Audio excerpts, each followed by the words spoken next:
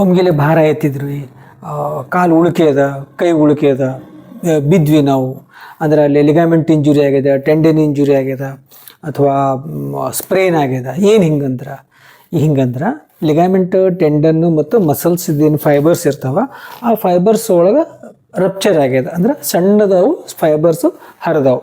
So ಹೀಗೆ ಹರಿದಾಗ ಅಲ್ಲಿ ನಾವು ಹೀಟ್ ಮಾಡ್ಬೇಕು, ಏನು ಕೋಲ್ಡ್ ಮಾಡ್ಬೇಕು.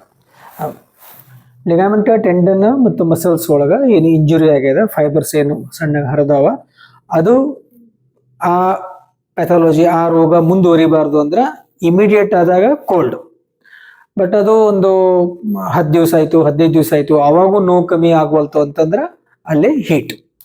So immediate injury cold, but late ಆಗ್ಯದ, ಭಾಳ ದಿವಸ ಆಯಿತು ಹೀಟ್.